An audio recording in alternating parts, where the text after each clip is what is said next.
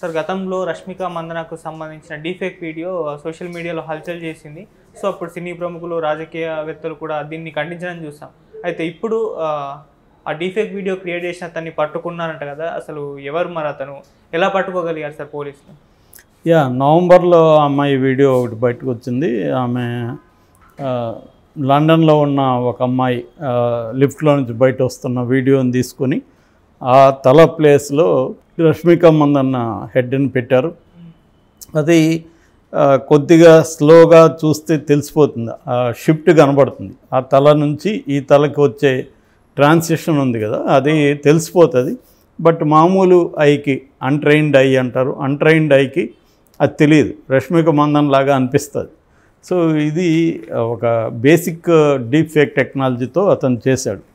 So అప్పుడు అది viral అయిపోయింది విపరీతంగా, ఎందుకంటే రష్మిక మందన్ పాపులర్ యాక్టర్ కాబట్టి విపరీతంగా వైరల్ అయింది. దాని తర్వాత ఆమె ఖండించింది, జనం కూడా ఆమె వైపు నిలబడ్డారు.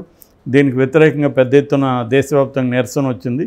దీంతోపాటు ఇంకొన్ని కూడా ఇలాంటివి వచ్చాయి. దాంతో సెంట్రల్ గవర్నమెంట్ దీన్ని ఢిల్లీ పోలీస్ విభాగానికి అప్పగించింది. ఢిల్లీ పోలీస్ విభాగంలో ఇప్సో అనే ఒక డిపార్ట్మెంట్ ఉంది. ఇప్సో అంటే the intelligence fusion and strategic operations, దాన్ని ఇప్సో అంటారు.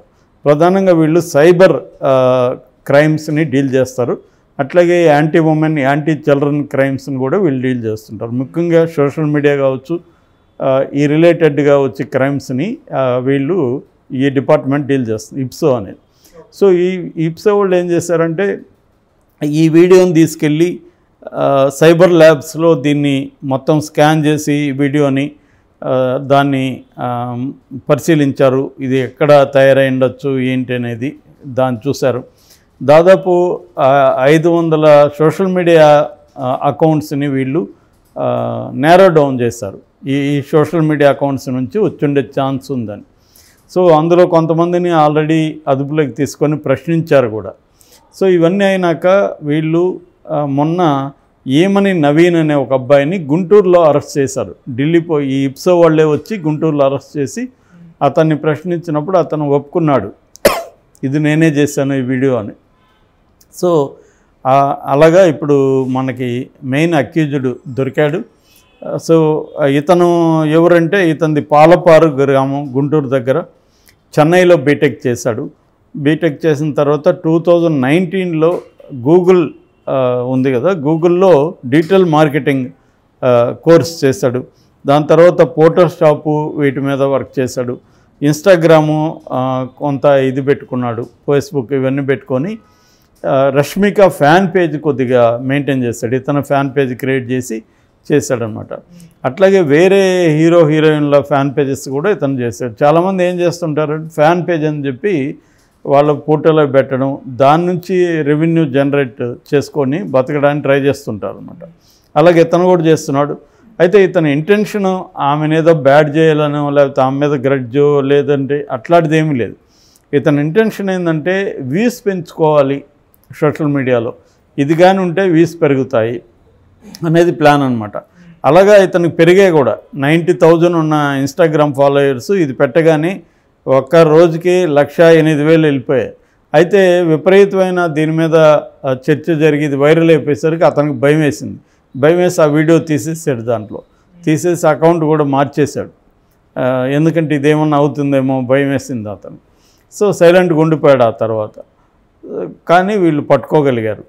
సో ఇది బేసిక్గా పట్టుకొని ఇప్పుడు అతని మీద IPC Indian penal code act కింద 465 అండ్ 469 ఈ చట్టాల కింద కేసు పెట్టారు.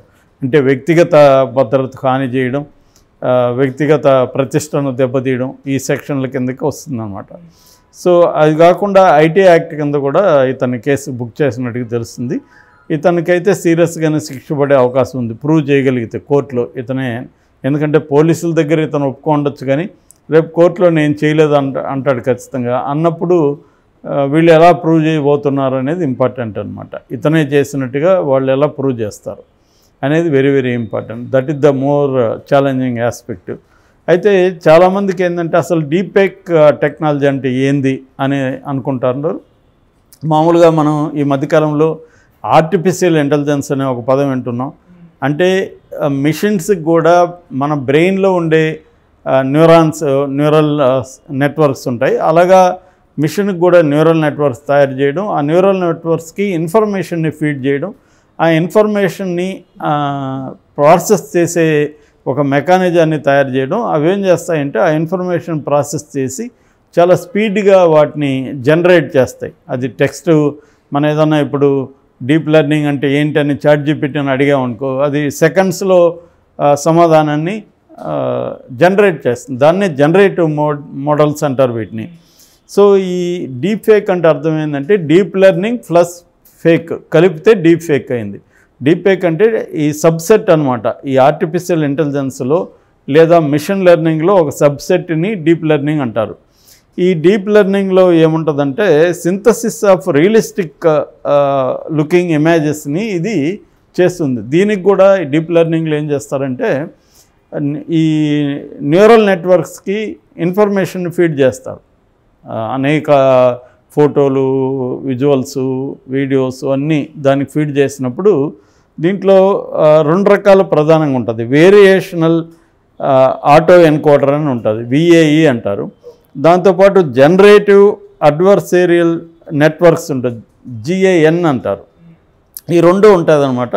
అంటే ప్రధానంగా ఎన్కోడర్, డికోడర్ అని ఉంటాయి. ఎన్కోడర్ ఏం చేస్తుందంటే ఇన్పుట్ని వీళ్ళు ఇచ్చిన ఇన్ఫర్మేషన్ ప్రాసెస్ చేస్తుంది. డీకోడర్ ఏంటంటే అవుట్పుట్, దీని నుంచి మనకి ఏం కావాలనే దాన్ని అది అందిస్తుంది అనమాట. ఇది ప్రధానంగా ఏం చేస్తుందంటే ఒక వీడియోని మనం పెడతాము, ఆ వీడియోని పెట్టి ఇంకొక వీడియోని పెడతాము.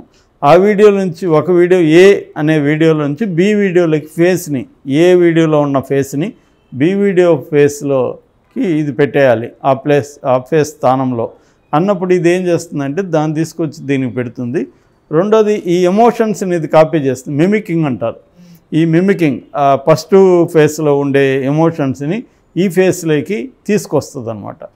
ఇది ఆల్రెడీ మనకి CG అంటారు కదా, కంప్యూటర్ గ్రాఫిక్స్లో ఎప్పటి నుంచో జరుగుతుంది. ఇది మనం చూస్తుంటాం. ఇప్పుడు జంతువులు, అనేక డైనాసర్లు ఇవన్నీ కూడా హ్యూమన్స్ లాగా బిహేవ్ చేస్తుంటాయి.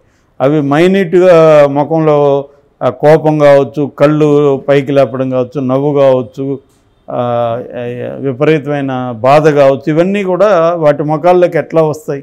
ప్లానెట్ ఆఫ్ ఏప్స్లో ఏప్ ఉంది ఫర్ ఎగ్జాంపుల్, దాంట్లో కోతులకి అంత ఎమోషన్స్ క్లోజ్ షాట్లలో కూడా విపరీతమైన ఎమోషన్స్ పలుకుతాయి, మైన్యూట్వి. ఇవన్నీ కూడా CG కంప్యూటర్ గ్రాఫిక్స్లో చేస్తారు.